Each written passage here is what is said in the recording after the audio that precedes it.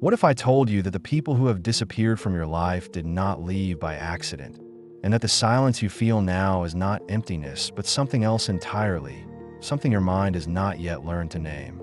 Most of us walk through our days believing that friendships end because of conflict, distance, or neglect.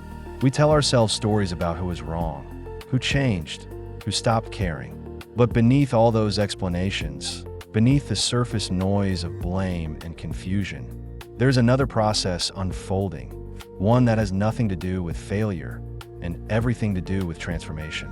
You may have noticed it already, not as a thought, but as a feeling, a subtle shift in your body when certain names appear on your phone, a heaviness in your chest when you imagine reaching out, a quiet relief when plans fall through. These are not signs of coldness or apathy.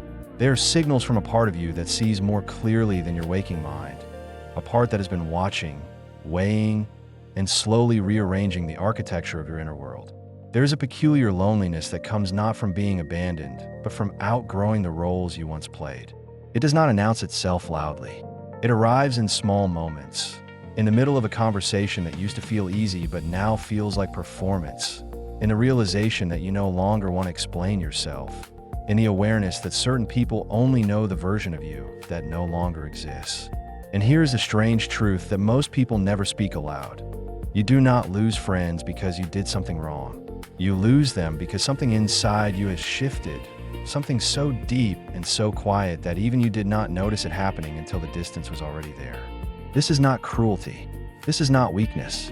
This is the unconscious doing what it has always done, filtering, protecting, making space for what wants to emerge. Carl Jung spent much of his life studying the hidden currents beneath human behavior, the invisible forces that shape our choices long before we become conscious of them. He understood that the psyche is not a static thing, not a fixed identity that remains the same from youth to old age. It is a living system, constantly moving, constantly reorganizing itself around deeper truths. And one of the ways it does this is through what he called synchronicity, the meaningful coincidence, the pattern that appears again and again until you finally stop and ask what it is trying to show you. When friendships dissolve, when people drift away, when your social circle shrinks without any dramatic rupture, this is not random. This is the unconscious speaking through your life, through your choices, through the subtle withdrawals and hesitations you barely notice. It is not punishing you. It is aligning you. Jung also spoke about the persona, the mask we wear to navigate the social world, the version of ourselves we present so that we can belong, be accepted, be understood. For many of us, our friendships were built on that mask. They were formed during a time when we did not yet know who we were, when we were still trying to fit in, still performing the scripts we inherited from family, culture, expectation. And those friendships served a purpose. They gave us companionship, validation, a sense of place. But as we grow, as we begin to encounter the deeper layers of ourselves, the persona starts to crack, not because it is false, but because it is incomplete. And the people who were drawn to that mask, who related to that version of you, begin to feel the shift even if they cannot name it. They sense that you're no longer playing the same game, no longer interested in the same conversations, no longer willing to shrink or perform or pretend. And so they pull back, not out of malice, but out of instinct, because the unconscious in them is also filtering, also protecting, also seeking alignment. In this video, I want to share with you several signs, several inner shifts that indicate your unconscious has been quietly filtering your social circle, not to isolate you, but to prepare you for a different kind of connection, a different way of being in the world. These are not instructions. They are reflections, mirrors held up to experiences you may have already lived but not yet understood. And as you listen, you may find that certain memories surface, certain moments that felt confusing or painful at the time but now, in this light, reveal a different meaning. Stay with me until the end, not because I will give you answers, but because sometimes the act of witnessing your own process, of seeing it named and honored, is enough to shift something inside you. Sometimes recognition is the medicine. The first sign is this. You find yourself withdrawing from conversations that used to energize you, Not because you are tired or depressed, but because something in you knows they no longer serve your growth. This does not happen all at once. It begins with small hesitations, moments where you open your mouth to speak and then stop, realizing that what you were about to say feels hollow, borrowed, not truly yours. You notice that certain topics, certain jokes, certain complaints that once bonded you to your friends now feel empty, repetitive, like lines in a play you have performed too many times. And at first, you might judge yourself for this. You might think you're becoming distant, cold, judgmental. You might try to force yourself back into the rhythm of those conversations, to laugh at the same jokes, to engage with the same stories. But the effort is exhausting, and the exhaustion is a message. Imagine sitting in a room with people you have known for years, people you once felt close to, and realizing that you're translating yourself, editing your words, holding back the things that matter most because you know they will not understand, or worse, they will misunderstand and reduce what you're trying to say into something manageable, something that fits their framework. This is not their fault. They're doing what they have always done, relating to the world in the way that makes sense to them. But you have changed. You have begun to see things differently, to feel things more deeply, to question the assumptions that once seemed solid. And your unconscious, that wise and wordless part of you, recognizes that these conversations are no longer nourishing. They are no longer helping you become who you are meant to be. And so it begins to pull you back, gently at first, then more insistently, until the withdrawal becomes undeniable. This can feel like loss, and in some ways it is. You are losing a sense of belonging, a familiar comfort, a social identity that once defined you. But what if this loss is also a clearing, a making of space, an opening for something more true? Jung believed that the psyche moves toward wholeness, not happiness, and that sometimes wholeness requires us to let go of what is comfortable in order to reach for what is real. Your unconscious is not trying to make you lonely, it is trying to make you whole. And wholeness often begins with silence, with the willingness to sit in the discomfort of not belonging, of not being understood, of not having easy answers or familiar distractions. This silence is not empty. It is full of potential, full of the seeds of a new way of relating, a new kind of friendship that has not yet arrived, because you are still making room for it. The second sign is that you begin to feel a strange dissonance between who you are becoming and the stories your friends tell about you. They still see you as the person you were 5 years ago, 10 years ago, and every time they reference that old version of you, something inside you tightens.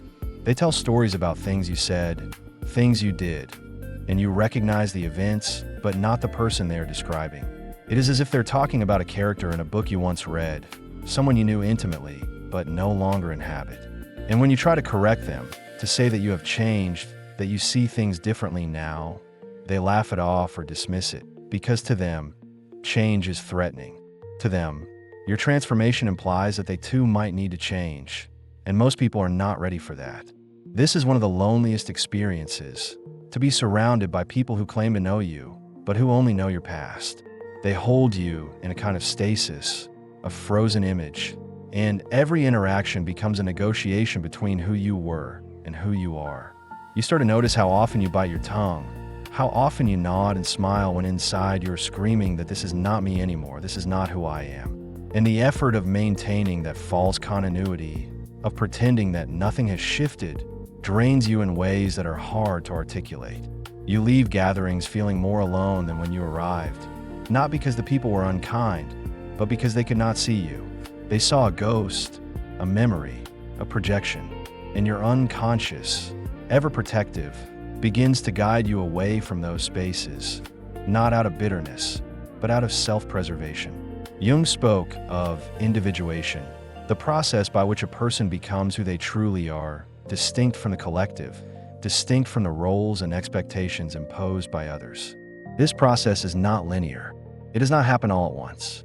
It unfolds in stages, and one of those stages is the shedding of relationships that are based on a false self, a persona that no longer fits. This shedding is painful because it feels like rejection, like failure, like proof that you're somehow broken or difficult. But it is not. It is evidence that you are growing, that you are refusing to betray yourself for the comfort of being understood by people who are not willing to meet you where you are. And the unconscious knows this. It knows that you cannot become who you are meant to be while still performing who you used to be. And so it filters quietly, persistently, until the only people left are those who can see you, truly see you, or until you are alone, which is sometimes necessary, sometimes the only way forward. The third sign is that you stop seeking validation from the people you once needed it from. And this shift happens so gradually that you almost do not notice it until one day you realize you have not checked your phone in hours. You have not wondered what they think. You have not shaped your choices around their approval. This is not indifference. This is sovereignty. This is the quiet reclaiming of your own authority, your own sense of what is right and true for you. And it changes everything. Because when you stop performing for an audience, even an audience of friends, you begin to act from a different place, a deeper place, a place that is aligned with your own inner knowing rather than external expectation. There is a specific feeling that accompanies this shift, a lightness mixed with uncertainty, because you are no longer using other people as mirrors to tell you who you are. You are standing in front of the mirror of your own experience, your own intuition, and learning to trust what you see there. And this is terrifying at first, because most of us were never taught to trust ourselves. We were taught to look outward, to measure ourselves against others, to seek consensus and approval. But the unconscious does not care about consensus. It cares about truth. And when you begin to align with that truth, when you begin to make choices that feel right even if they do not make sense to anyone else, the people who are drawn to your performance start to fade. Not because they are bad people, but because the contract has changed. You're no longer offering what they came for. And here is where the loneliness deepens, because you are not yet connected to the people who will understand this new version of you. You are in the in-between, the liminal space, the threshold where the old has fallen away, but the new has not yet arrived. Jung called this the night-sea journey, the descent into the unknown, the dark passage that precedes rebirth. And it is in this space that most people panic. They reach back for the old friendships, the old roles, the old sense of belonging, because the uncertainty is unbearable. But if you can stay here, if you can resist the urge to fill the silence with noise, with distraction, with relationships that no longer fit, something begins to shift. You start to hear your own voice more clearly.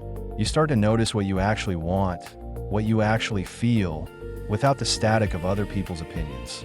And this clarity, this hard-won clarity, becomes the foundation for a different kind of connection, one that is not based on performance or validation, but on mutual recognition, on seeing and being seen. The fourth sign is that you begin to notice patterns in the friendships that have ended, themes that repeat across different people and different circumstances, and you realize that these patterns are not coincidences, but messages from your unconscious, showing you what you have outgrown, what you no longer need, what you are ready to release.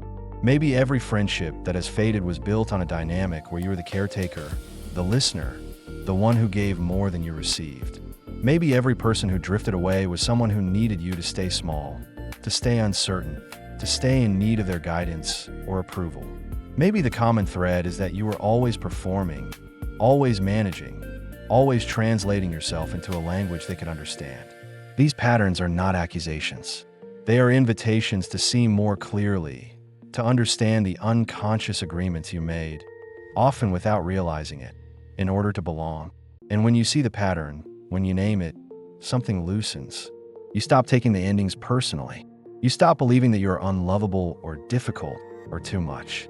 You start to see that the unconscious was protecting you all along, guiding you away from dynamics that kept you small, that kept you from becoming who you truly are.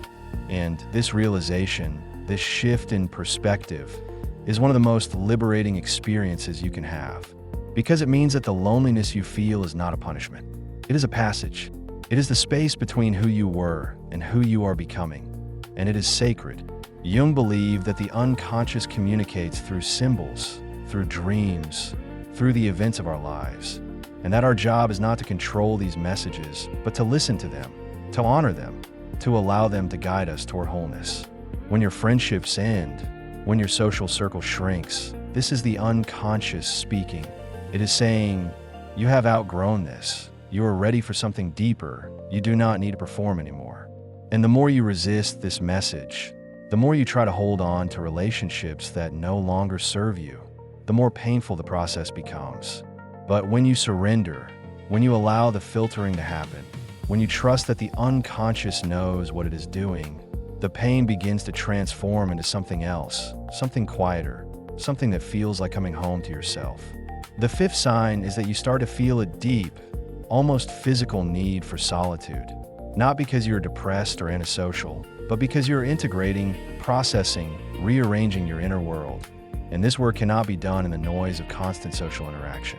You find yourself canceling plans, declining invitations, choosing to stay home even when you know it will disappoint others. And at first, this might feel selfish, indulgent, wrong. But the need persists, and the more you honor it, the more you realize that this solitude is not isolation. It is incubation. It is the necessary withdrawal that precedes emergence. There is a quality to this solitude that is different from loneliness. Loneliness is the ache of disconnection, the feeling that you are separate, unseen, unwanted. But this solitude is full, rich, alive with inner movement. You are not running away from connection. You are preparing for a deeper kind of connection, one that requires you to know yourself first, to be comfortable in your own presence, to stop seeking outside yourself what can only be found within. And this preparation takes time. It takes silence.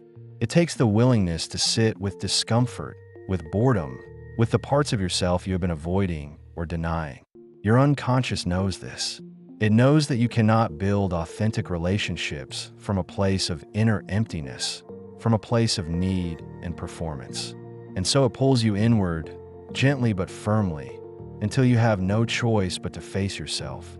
This inward turn is often misunderstood by others. They see you withdrawing and they interpret it as rejection, as depression, as evidence that something is wrong. And maybe you even interpret it that way yourself at first. But if you stay with it, if you allow the process to unfold without judgment, you begin to notice subtle shifts. You become more discerning about who you spend time with.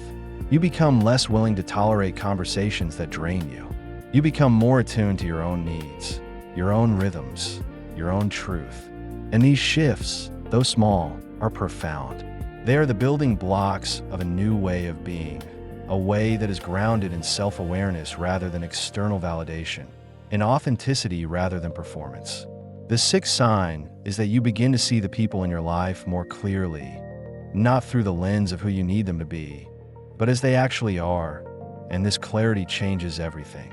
You start to notice the ways they avoid depth, the ways they deflect vulnerability, the ways they keep conversations on the surface. You start to see the unspoken contracts, the roles everyone is playing, the silent agreements that keep the group cohesive, but also keep everyone small. And once you see this, you cannot unsee it.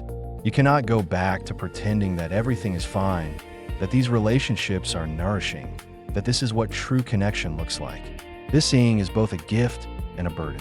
It is a gift because it frees you from illusion, from the false hope that if you just try harder, if you just explain yourself better, these people will finally understand you. It is a burden because it means you have to grieve the loss of what you thought you had, the friendships you believed were solid, the sense of belonging you thought was real. And this grief is real.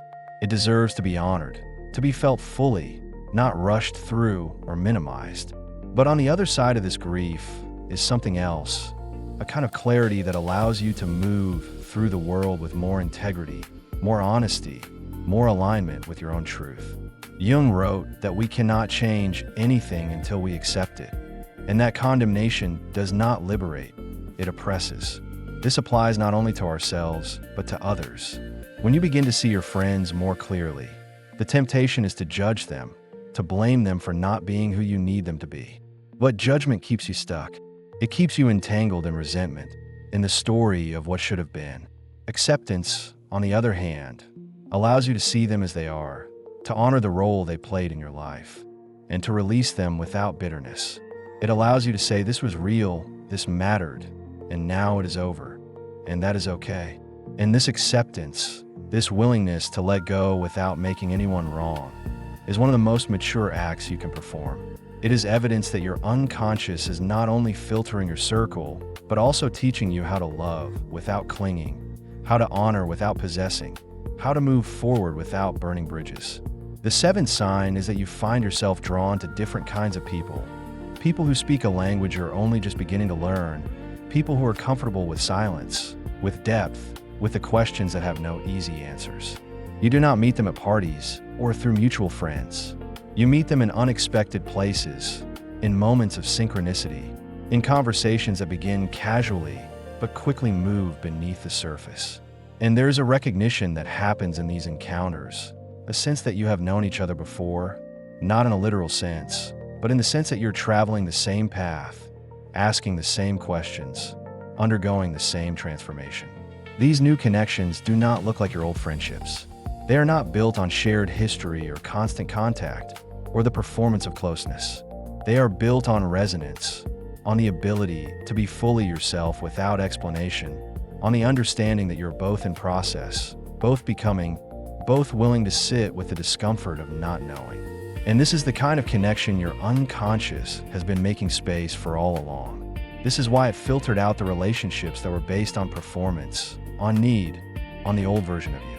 Because those relationships, though they served a purpose, could not hold the person you are becoming. They could not meet you in the depths you are now willing to explore. And here is the paradox. The more you are willing to be alone, the more you are willing to sit in the discomfort of not belonging, the more likely you are to find these deeper connections. Because you're no longer seeking them from a place of desperation or need. You're seeking them from a place of wholeness, from a place of knowing who you are and what you value. And people can feel that. They can sense when someone is grounded in themselves, when someone is not trying to extract validation or approval, when someone is simply offering their presence, their truth, their willingness to be seen. And that kind of presence is magnetic. It draws in the people who are ready for depth, who are tired of the surface, who are also looking for something real. The eighth sign is that you start to trust the process, even when it is painful, even when you do not understand it, even when everyone around you is telling you that something is wrong. You begin to sense that the unconscious is not random, that it is not cruel, that it is guiding you towards something even if you cannot yet see what that something is. And this trust is not blind faith. It is earned through experience, through the recognition that every time you have honored your inner knowing, every time you have followed the pull to withdraw or let go or change direction, something has shifted, something has opened, something has become possible that was not possible before. This trust is quiet. It does not announce itself. It does not need to be defended or explained. It is simply there, a steady presence beneath the noise of doubt and fear and confusion. And it allows you to move through the world differently, to make choices that do not make sense to others but that feel right to you, to honor your own timing, your own rhythm, your own unfolding. And the more you trust this process, the more you realize that the unconscious is not something separate from you, not some mysterious force acting upon you, but a deeper layer of yourself, a wiser layer, a layer that has been watching and guiding and protecting you all along. Jung spoke of the self, the organizing principle of the psyche, the center that holds everything together. And he said that the ego, the conscious mind, is not the master of the house, but the servant. The ego thinks it is in control, thinks it is making the decisions. But in truth, it is the self, the unconscious, that is guiding the process. And the ego's job is simply to listen, to cooperate, to align with what is already unfolding. And when you begin to understand this, when you begin to see that your life is not a series of random events, but a coherent unfolding, a meaningful pattern, everything changes. The loneliness you feel is no longer a sign that something is wrong. It is a sign that something is right, that you're on the path, that you're being led, even if you do not know where. The ninth sign is that you begin to feel a strange kind of peace in the midst of the loss, a quiet acceptance that what is happening is necessary, that the friendships that have ended needed to end, that the silence you're sitting in is preparing you for something you cannot yet imagine. This peace is not resignation. It is not giving up. It is the deep knowing that you are exactly where you need to be, that the process is unfolding as it should, that the unconscious is doing its work, and your job is simply to allow it, to trust it, to stop fighting it. This peace does not mean you do not feel sadness or grief or longing. It means you can hold those feelings without being consumed by them. without making them mean that you are broken or that you have failed. You can sit with the discomfort, the uncertainty, the not knowing, and still feel a sense of groundedness, a sense that you are held by something larger than yourself, something that knows what it is doing even when you do not. And this peace, this quiet acceptance, is one of the most profound gifts of the individuation process. It is the fruit of all the inner work, all the letting go, all the willingness to sit in the discomfort and trust that something is being born even when all you can see is what is dying.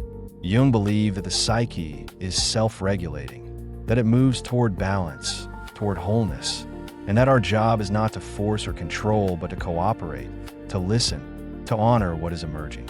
And when you begin to see your life through this lens, when you begin to trust that the unconscious is guiding you toward what you need, even when it looks like loss, even when it feels like isolation, you step into a different relationship with yourself, with your life, with the mystery of your own becoming. You stop demanding that things look a certain way, that relationships last forever, that you always feel connected and understood.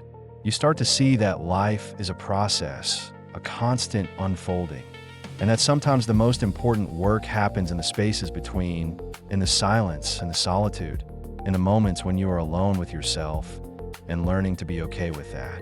The 10th sign is that you begin to notice a subtle shift in how you relate to new people, a discernment that was not there before, a clarity about what you're willing to accept and what you are not. You no longer feel the need to prove yourself, to win people over, to make them like you. You are simply present, simply yourself, and you trust that the people who are meant to be in your life will recognize you, will meet you where you are, will not need you to perform or pretend. And this shift, though subtle, changes everything.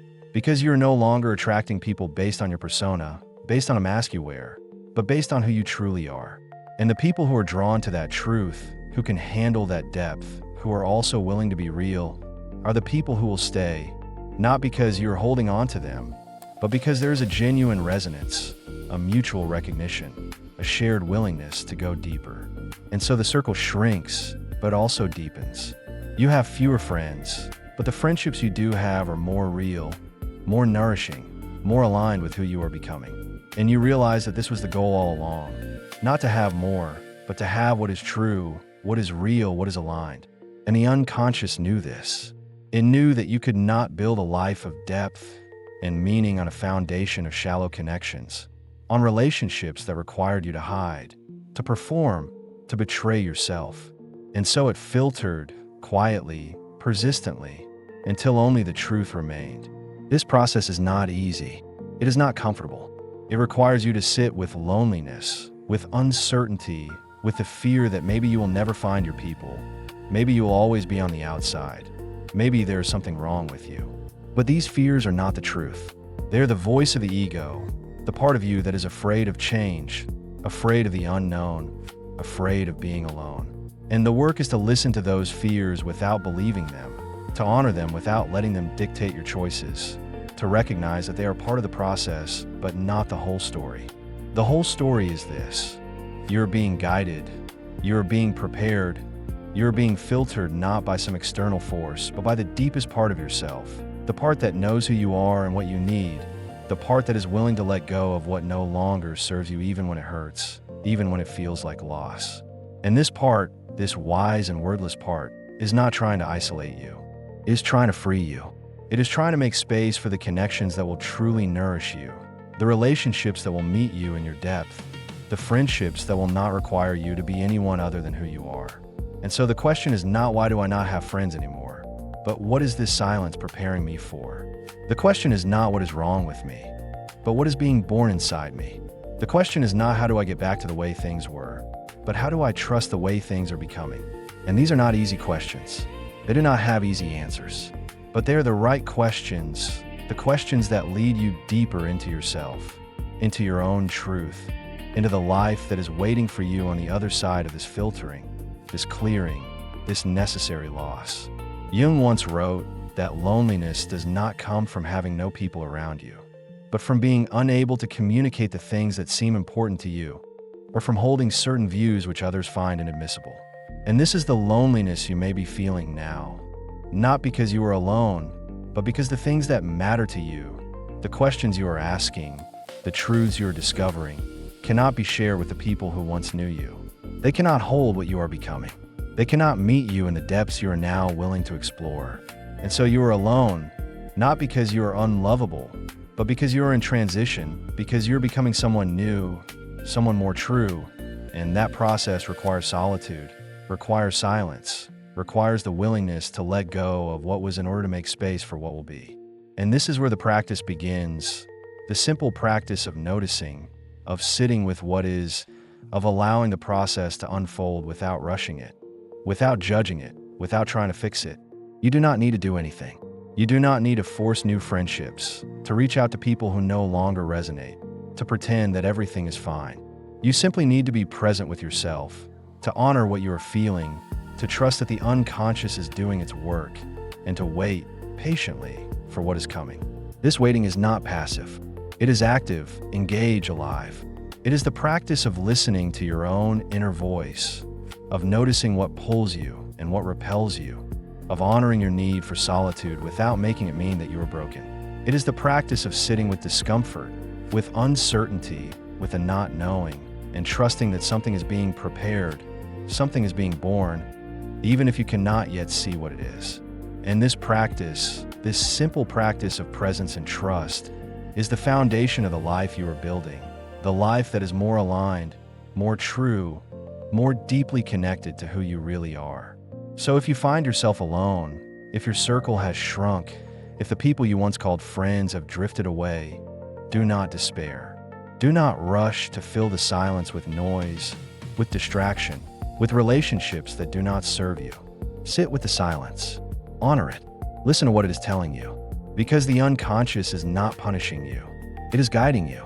It is filtering your circle, not to isolate you, but to prepare you for the connections that will truly nourish you, the friendships that will meet you in your depth, the relationships that will not require you to perform or pretend or hide. And those connections are coming. They are already on their way. But first, you must make space for them. You must let go of what was. You must trust the process. You must allow the unconscious to do its work. And so I invite you, if this resonates, if you recognize yourself in these words, to take a moment today or tomorrow or whenever you are ready to sit with yourself in silence, to ask yourself what you are feeling, what you are noticing, what is shifting inside you, to write it down, not to analyze it or fix it, but simply to witness it, to honor it, to allow it to be, and to trust, even if it is hard, even if it feels impossible, that you are exactly where you need to be, that the process is unfolding as it should, that the unconscious is guiding you towards something deeper, something truer, something more aligned with who you really are. If this video resonated with you, if it helped you see your own experience more clearly, I invite you to like it, to share it with someone who might need to hear this, to subscribe so that we can continue this journey together. And if you feel moved to, leave a comment below, share your own experience, your own process, because sometimes the most healing thing we can do is to witness each other, to say, I see you, I recognize this, you are not alone. Thank you for being here. Thank you for listening. Thank you for trusting the process, even when it is hard, even when it hurts, even when you do not understand it. You are exactly where you need to be.